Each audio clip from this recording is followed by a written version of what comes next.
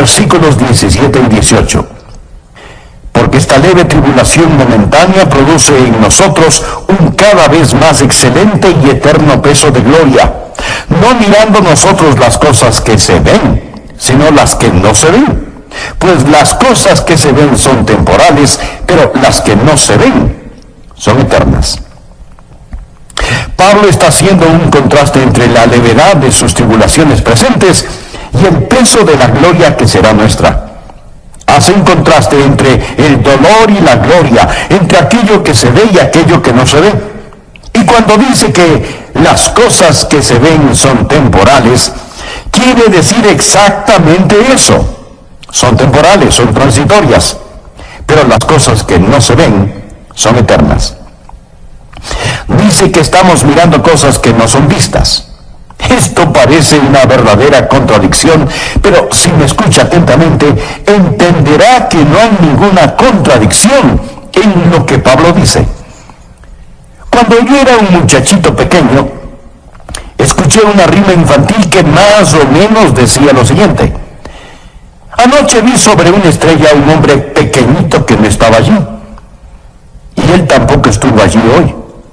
Oh, cómo deseo que él desaparezca. Amigo, eso sí es hablar contradictoriamente. En los versículos leídos, Pablo no está haciendo un juego de palabras. Él nos habla acerca de extraordinarias verdades eternas que debemos aprender para vivir si es que deseamos vivir una vida de fe. Deseo que usted piense conmigo primero en lo que llamaré la realidad del mundo invisible.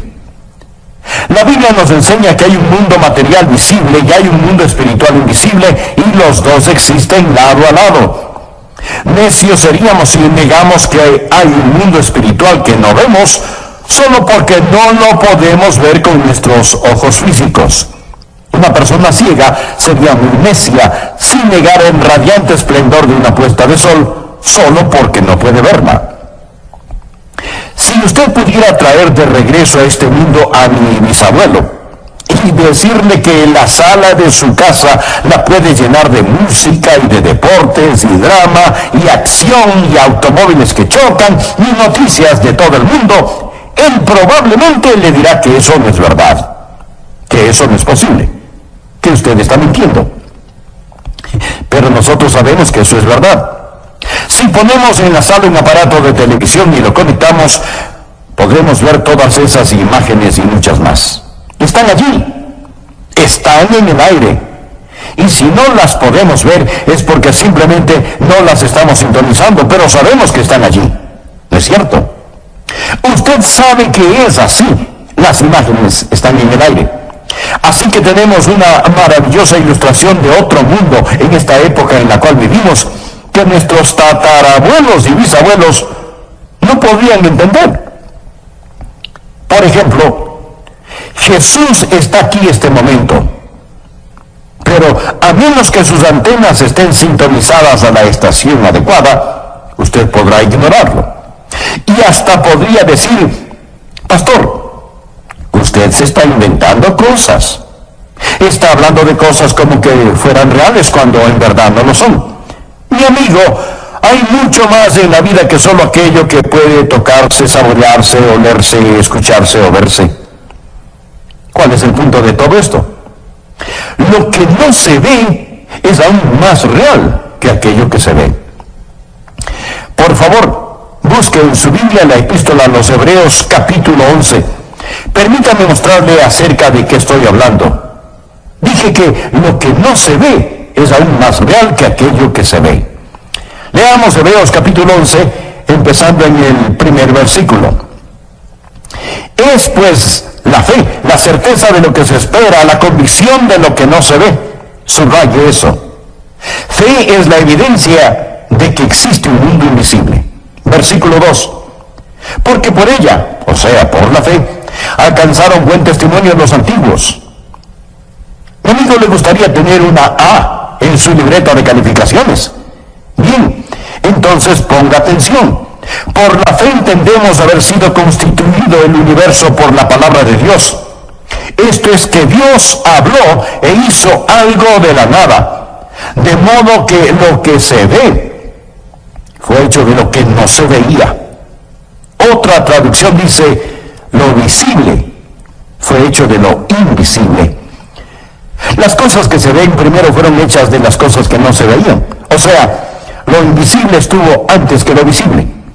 Antes de que hubiera cualquier cosa que se podía tocar, saborear, escuchar u oler, estaba el Espíritu invisible de Dios y la palabra de Dios que hizo realidad todas estas cosas. Lo invisible estuvo presente antes que lo visible.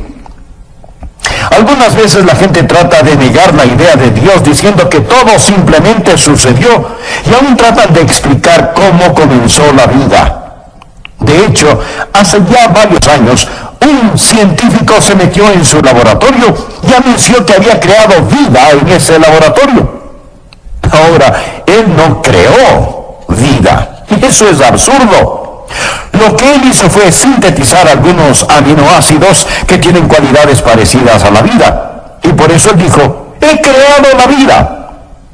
Por supuesto, poco tiempo después, muchos otros científicos comenzaron a reírse y a burlarse de él. Eso sería como el caso de un hombre cuyo padre era un excelente maestro constructor, que había construido una extraordinaria y hermosa mansión.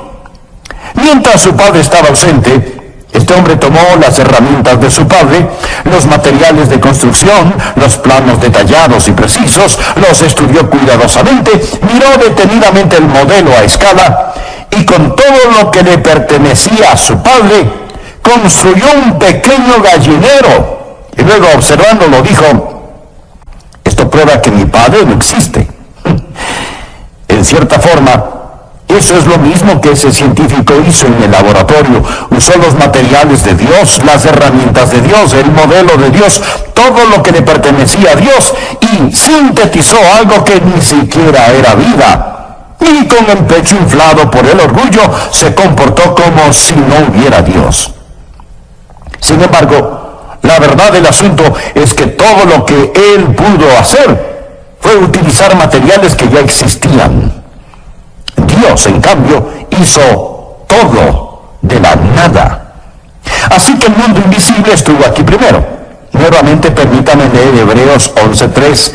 Por la fe entendemos haber sido constituido el universo por la palabra de Dios, de modo que lo que se ve fue hecho de lo que no se veía. En otras palabras, lo visible fue hecho de lo invisible. Pero no solo que el mundo de lo invisible estuvo aquí primero, sino que ese mundo de lo invisible estará aquí hasta lo último. Va a durar mucho más que el mundo visible. Leamos lo que dice Pablo en 2 Corintios 4:18. No mirando nosotros las cosas que se ven, sino las que no se ven, pues las cosas que se ven son temporales. Mi amigo, este micrófono en el cual estoy hablando es temporal. Este estudio donde grabo este programa es temporal. El sofá, la silla o la butaca en donde usted está sentado ahora mismo es temporal. Y temporal quiere decir que tiene que ver con el tiempo, y el tiempo pasa y todo alrededor suyo está cambiando, arruinándose, desintegrándose. Es temporal. Por lo tanto, ¿qué es lo más real? ¿Aquello que se está acabando o aquello que nunca dejará de ser? Lo que estoy tratando de decir es que las cosas que no se ven son eternas. El mundo invisible es más real que el mundo visible porque el mundo invisible estuvo aquí primero y estará aquí hasta lo último. Y si usted está viviendo solo por las cosas que se ven, quiero decirle que se llevará una gran desilusión. Bien, le he hablado acerca de la realidad del mundo invisible, pero ¿cómo sabemos que está allí? Porque Dios mismo dice que está ahí. Nosotros seríamos necios si lo negáramos. Pero no solo quiero informarle de esa realidad, sino también de los recursos de la misma. ¿En qué nos beneficia saber que existe un mundo invisible? Bueno, hay grandes y vitales recursos en el mundo invisible que pueden ser nuestros, y le voy a decir cómo aprovechar esos recursos de acuerdo a la palabra de Dios. Veremos qué clase de recursos son, sabiendo qué significa este mundo invisible para usted y para mí. En primer lugar, sabemos que hay un mundo invisible, que es un enorme recurso cuando usted está enfrentando problemas. Y todos enfrentamos problemas. Si usted no ha tenido ningún problema últimamente, pues solamente espere. Le aseguro que en su camino hay un problema que lleva su nombre. Ahora permítame aclarar que el ser un creyente no le hace a usted inmune a los problemas. Segunda de Corintios 4, empezando en el versículo 3. Pero si nuestro evangelio está aún encubierto, entre los que se pierden está encubierto.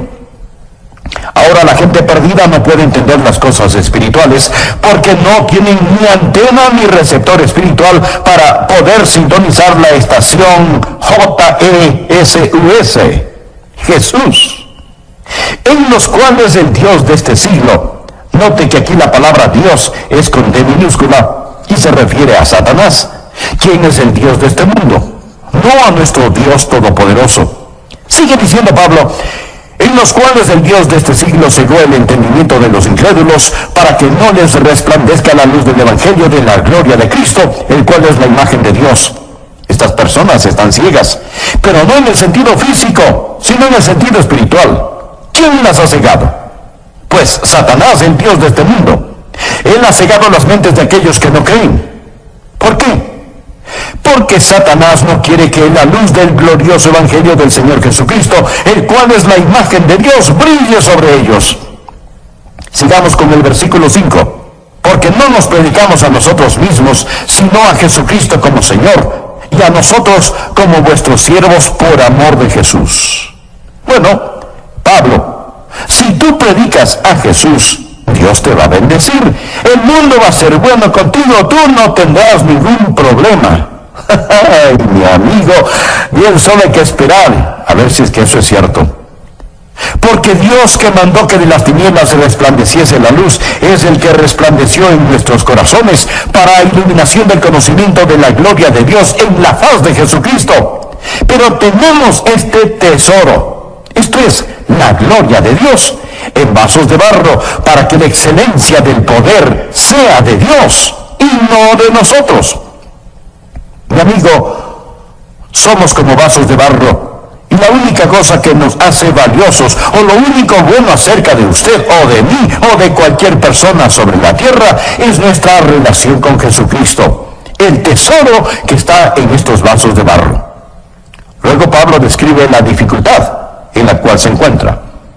Estamos atribulados en todo, mas no angustiados, en apuros, mas no desesperados, perseguidos, mas no desamparados, derribados, pero no destruidos. Pablo está diciendo, he sido derribado, pero no vencido. Siempre me levanto, llevando en el cuerpo siempre, esto es, en este vaso de barro, por todas partes la muerte de Jesús, para que también la vida de Jesús se manifieste en nuestros cuerpos. Pablo dice, escuchen, no es a mí a quien persiguen, es a Jesús.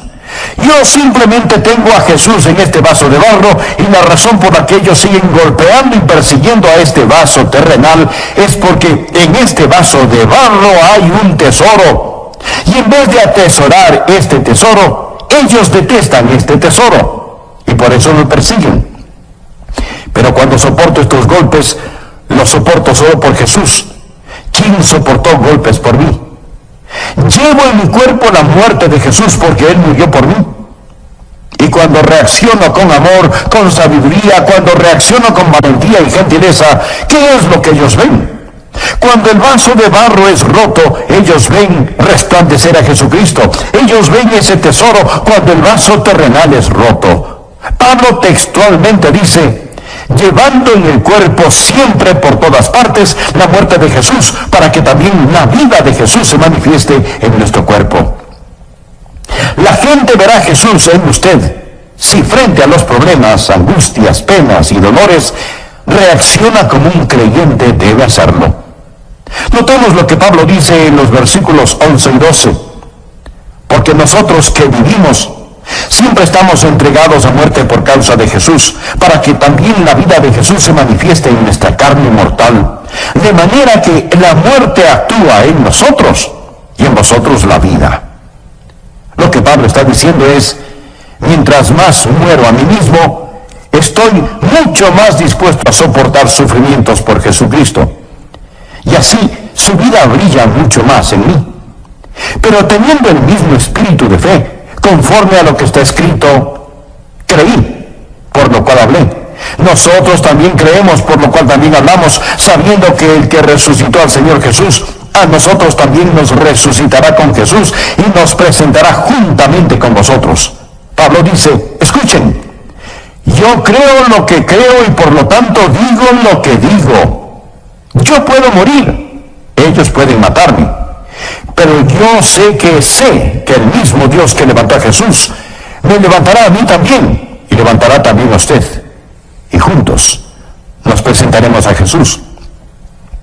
Luego Pablo nos informa por qué sufre. Porque todas estas cosas padecemos por amor a vosotros, para que abundando la gracia por medio de muchos, la acción de gracia sobreabunde para gloria de Dios. Por tanto no desmayamos, o sea, no nos daremos por vencidos. Antes, aunque nuestro hombre exterior se va desgastando, el interior, no obstante, se renueva de día en día. Bueno, Pablo, pero ¿cómo haces eso? ¿Qué es lo que te motiva?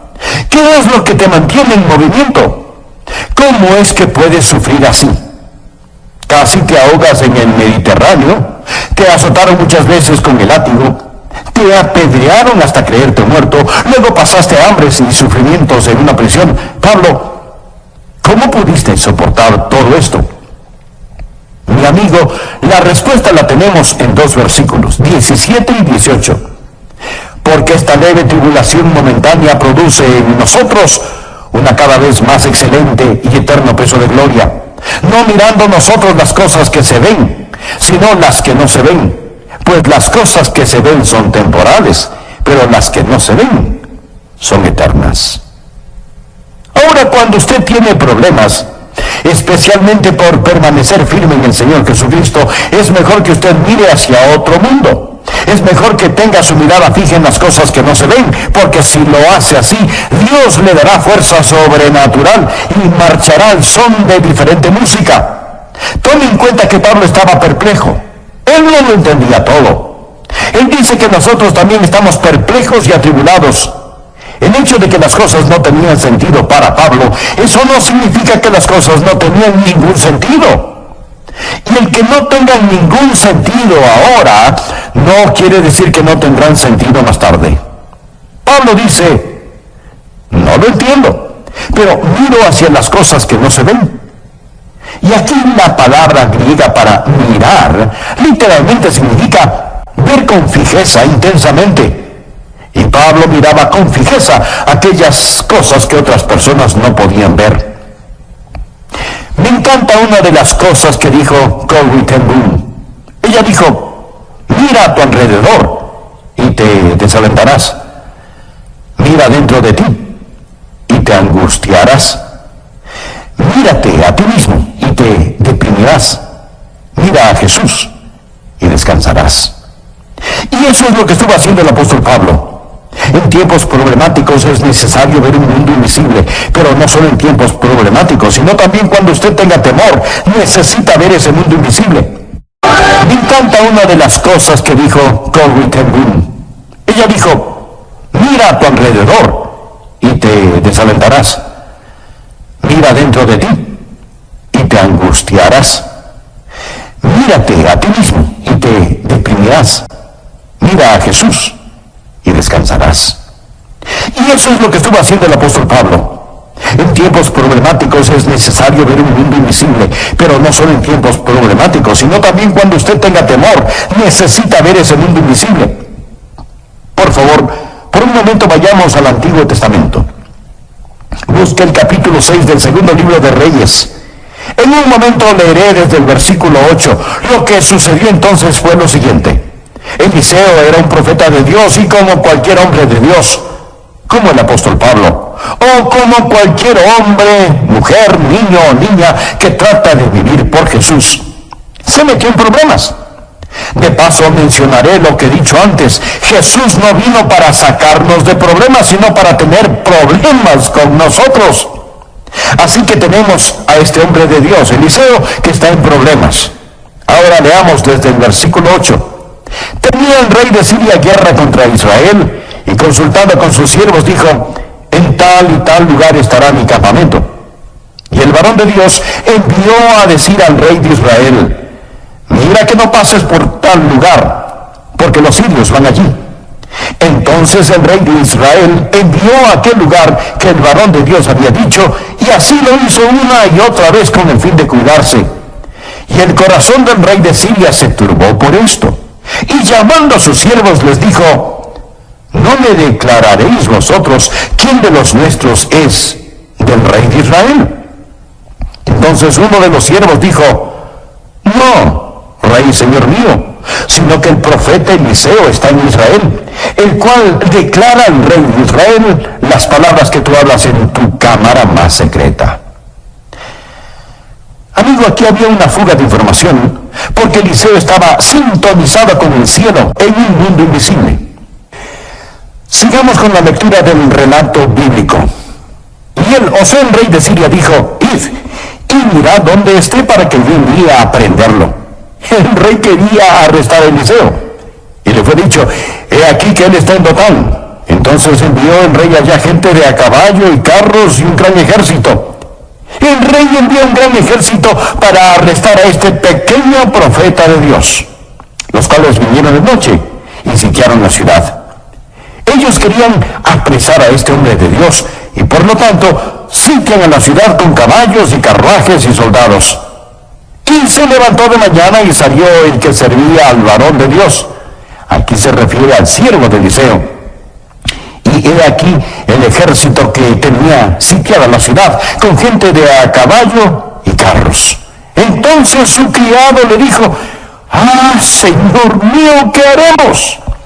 En otras palabras, amo, estamos en problemas, ¿qué es lo que vamos a hacer?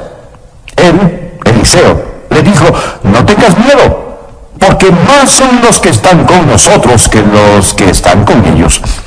Por favor, subraye la frase, no tengas miedo. Al respecto, alguien alguna vez informó que 365 veces en la Biblia, o sea, una vez por día, Dios ha dicho, no temáis, no tengas temor, o expresiones equivalentes para cada día del año. Lloró Eliseo y dijo, te ruego, oh Jehová, que abra sus ojos para que vea. Ahora este joven criado de Eliseo probablemente ni siquiera usaba lentes todavía. Yo comencé a usarlos desde que cumplí los 42 años de edad, y para poder ver de cerca o de lejos yo tengo que quitarme o ponerme los lentes. Pero aquí estamos hablando de un hombre joven, siervo de Eliseo. Lloró Eliseo y dijo, te ruego, oh Jehová, que abra sus ojos para que vea. Entonces Jehová abrió los ojos del criado, no sus ojos físicos, sino sus ojos espirituales. Y miró, y he aquí que el monte estaba lleno de gente de a caballo y de carros de fuego alrededor de Eliseo. El enemigo tenía sus soldados y Dios tenía sus soldados. Pero el punto que deseo que usted entienda es este: cuando usted tiene temor y el diablo la ha intimidado y grita contra usted, entonces usted necesita entender que el ángel del Señor acampa alrededor de los que le temen y los defiende. Necesitamos entender que hay un ejército invisible allá afuera, alrededor suyo y alrededor mío. El ángel del Señor acampa alrededor de los que le temen. Anota el siguiente versículo, Salmo 68, 17. Los carros de Dios se cuentan por ventenas de millares, y Dios está en medio de ellos. Lo que necesitamos hacer cuando tenemos temor es orar y decir, Señor, abre mis ojos. Ayúdame a ver que tú estás conmigo. Tantas y tantas veces que estamos en peligro y ni siquiera lo sabemos. Tantas y tantas veces Dios habrá enviado un ángel protector para que nos levante, para que nos cuide. Una vez yo enfrenté un muy serio peligro y ese peligro pasó. Pero cuando estuve en ese muy serio peligro físico, yo me refugié en la palabra de Dios y leí, no moriré, sino que viviré, para dar testimonio del Evangelio de la gracia de Dios. Y Dios tomó estas palabras y me las dio. Pero la cosa extraña fue que varios días después recibí 3 cartas de diferentes partes de los Estados Unidos, y el contenido de las cartas fue casi idéntico. Pastor Adrián estuvo en dificultades o problemas.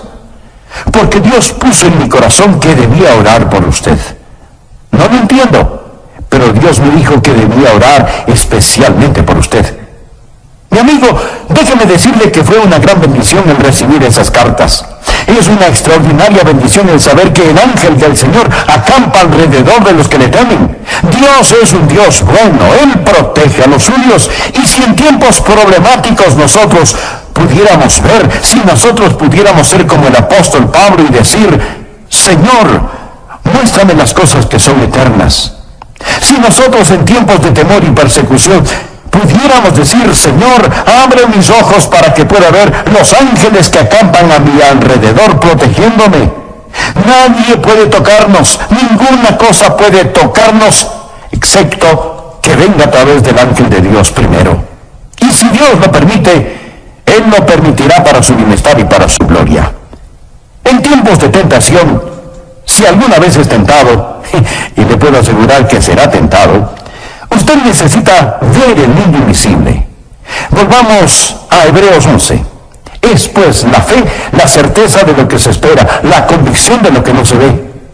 ¿Puede ver eso? Teniendo esta declaración en mente, leamos los versículos 24 y 25. Por fe Moisés, hecho ya grande, rehusó llamarse hijo de la hija del faraón, escogiendo antes ser maltratado con el pueblo de Dios que gozar de los deleites temporales del pecado. Ahora tenemos que entender que Moisés pudo haber tenido riquezas increíbles, pudo haber vivido un lujoso estilo de vida, él pudo haber experimentado cada placer y pecado que el mundo puede ofrecer. Él pudo haber sido el emperador de la más poderosa nación sobre la tierra, pero él rechazó todo eso. La Biblia dice, rehusó llamarse hijo de la hija del faraón, escogiendo antes ser maltratado con el pueblo de Dios que gozar de los deleites temporales del pecado, teniendo por mayores riquezas el vituperio de Cristo que los tesoros de los egipcios, porque tenía la mira puesta en el galardón. Quiere decir que él miró hacia lo final. Él vio la conclusión de todo el asunto. Por la fe dejó Egipto, no temiendo la ira del rey. Ahora preste atención a la siguiente frase. Porque se sostuvo como viendo al invisible. Una vez más, vemos que en tiempos problemáticos hay que ver lo invisible. En momentos de temor hay que ver lo invisible. En tiempos de tentación hay que ver lo invisible. Eso es lo que va a impulsarle a usted hacia adelante. Eso es lo que lo mantendrá en el camino correcto. Ahora, ¿cómo va a lograr esto en su vida? ¿Cómo va a conocer todo esto y hacerlo real? Hemos estado hablando acerca de la realidad del mundo que no vemos. Hemos hablado de los maravillosos recursos de este mundo invisible, pero ¿cómo recibe y cómo libera el poder de este mundo invisible para su propia vida? Sigamos con Hebreos capítulo 11. Y le diré cómo trae este mundo invisible al mundo físico y material en el cual vivimos. Antes que nada, usted debe saber que hay tres grandes enemigos de nuestra fe. Primero, las apariencias. Segundo, las emociones. Y tercero, la razón. Tres enemigos de la fe.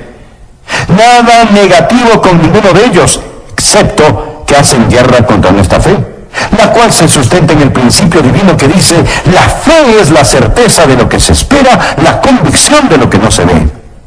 Las apariencias pueden ser un gran enemigo de la fe, porque usted bien sabe que las apariencias son engañosas. ¿Y qué es la esperanza? Permítame darle una definición de esperanza. Hebreos dice que la fe es la certeza de lo que se espera. Esperanza es la unión de la anticipación y la seguridad. Fe es la evidencia de la anticipación unida a la seguridad. Esperanza significa que hay algo que anticipamos va a suceder y es una anticipación llena de gozo. Cuando yo era un muchachito, podía anticipar cuándo iba a ser castigado, pero esa anticipación carecía de gozo. La esperanza significa la anticipación que unida a la seguridad está basada en las promesas divinas. La fe viene por escuchar la palabra de Dios. Cuando escuchamos la palabra de Dios tenemos esperanza y fe. Si no viere en sus manos la señal de los clavos y metiere mi dedo en el lugar de los clavos y metiere mi mano en su costado, no creeré. Aquí tenemos a un hombre cuya fe fue obstaculizada por su deseo de ver. Simón Pedro aprendió que no se debe vivir de esta manera. En 1 de Pedro 1:8 habla acerca de Jesús y dice: a quien amáis sin haberle visto, en quien creyendo, aunque ahora no lo veáis, os alegráis con gozo inefable y glorioso. Si alguno de ustedes me pregunta: Pastor Adrián, ¿ha visto usted a Jesús? Le responderé: no, pero le amo. No lo he visto, pero le amo y creo en él. El problema es que algunas veces solo creemos aquello que nuestros sentidos nos comunican, en vez de dejar que sea la fe la evidencia de las cosas que no vemos, la certeza de las cosas que esperamos. Hay veces que oramos y decimos: Señor, yo creo. Pero sabemos en realidad que no creemos. Solamente decimos que creemos. Pensamos que si lo decimos, eso lo tornará en verdad. ¿Le ha pasado eso alguna vez? Oramos: Señor, realmente voy a creer en ti para esto. Pero sabemos que no estamos creyendo. Y Dios sabe que no creemos, pero lo decimos de todas maneras. Pero esta vez yo sabía que creía, supe que Dios puso esa fe en mi corazón. Si usted alguna vez ha vivido por fe el tiempo suficiente y ha tenido experiencias de fe, usted sabe, o por lo menos piensa que tiene fe verdadera en su corazón, sabe que sin fe es imposible agradar a Dios, y que nada conseguirá de Dios si es que no ora con fe.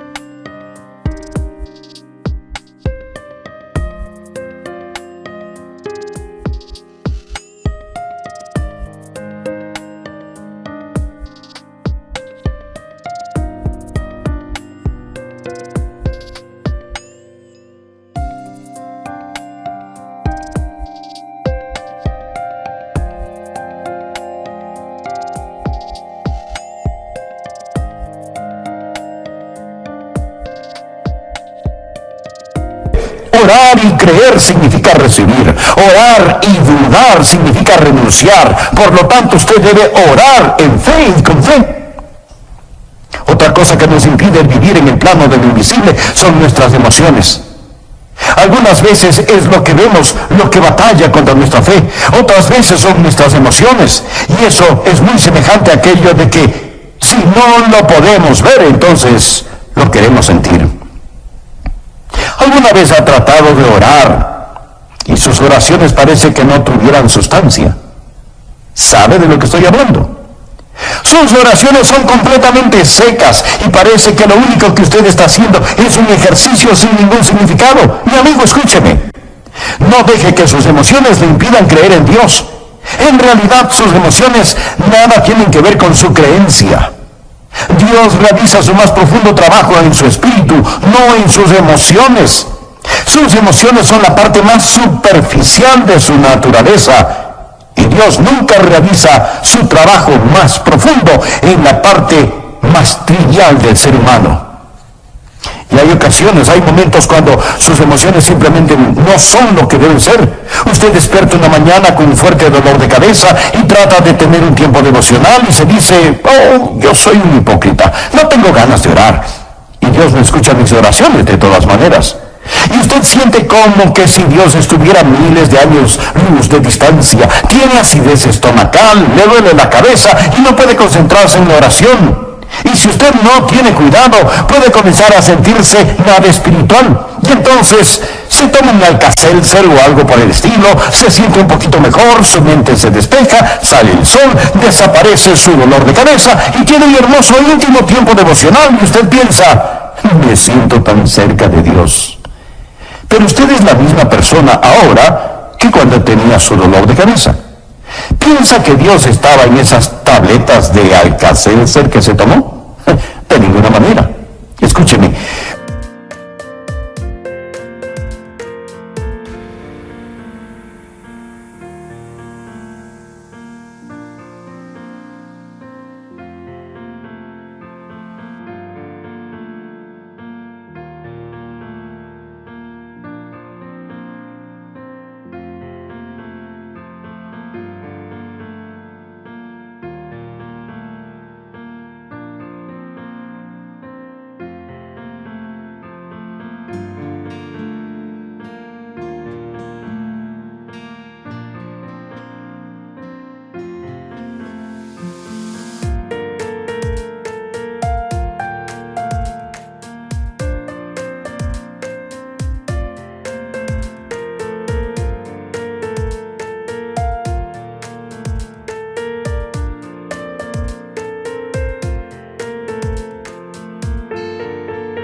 Cuando usted se acerca a Dios en oración, no le ofrezca el vacío de sus emociones. Venga con sus manos llenas del incienso de la palabra de Jesús. Ore en el nombre de Jesús. Y como usted se siente, poco tiene que ver con eso. No es lo que ve, no es lo que siente. He descubierto eso muchas veces en la predicación y he predicado por mucho tiempo y he predicado muchísimos mensajes. Quiero compartir con usted un secreto. Hay veces en que no me siento con ganas de predicar. Y alguien podrá decir, usted está bromeando, pastor. Usted está siempre tan lleno de Dios que siempre está impaciente por predicar. Oh, mi amigo, desearía que eso fuera verdad. Algunas veces vengo a predicar, pero he estado enfermo o cansado o lo que sea, pero amo al Señor y vengo y trato de predicar y las palabras no son lo que yo quiero decir y no puedo pensar con claridad y tengo confusión y neblina mental y en la lengua se me enreda y no sé qué hacer y digo, Señor, esto es terrible, esto es agotador. Pero cuando extiendo la invitación, parece como que si los cielos se abrieran y Dios me dice, Adrián, no es tu locuacidad, no son tus sonrisas, no son tus emociones, es mi poder el que cuenta. Mi amigo, necesitamos aprender a esta extraordinaria verdad una y otra vez. Algunas veces necesitamos recurrir a ese mundo invisible. Cuando enfrentamos problemas, temores y tentaciones, debemos comprender que hay allá un mundo invisible pero muy real y que Dios está trabajando. Algunas veces las apariencias o las emociones o la razón tratan de convencernos de que Dios no está en control de todo y trabajando. ¿Se acuerda del relato de cuando una gran multitud seguía a Jesús y Jesús le preguntó a Felipe, ¿cómo vamos a alimentar a todas estas personas? Felipe hizo cálculos y dijo que como para alimentar a todas esas personas era necesario el salario de un año de un trabajador. Mejor sería enviar a la gente a sus casas. Pero Jesús no lo hizo así. Y al final todos fueron alimentados. Y hasta sobró mucho alimento. Amigo, no deje que su corazón, su mente estén limitados por la lógica. Pero entiéndame. De ninguna manera estoy diciendo que es erróneo ser lógico. A mí me gusta ser lógico. Disfruto de las personas lógicas y la fe de ninguna manera es contraria a la razón. Sin embargo, la fe muchas veces va más allá de la razón. A menudo debemos preguntarnos, ¿no estamos simplemente calculando y planificando en vez de estar confiando en el Señor? Finalmente, permítame decirle lo siguiente. Cuando un ser humano vive por sobre el nivel visual, va a poder ver lo invisible y por lo tanto va a poder aprovechar en lo desconocido de aquel que es verdadero.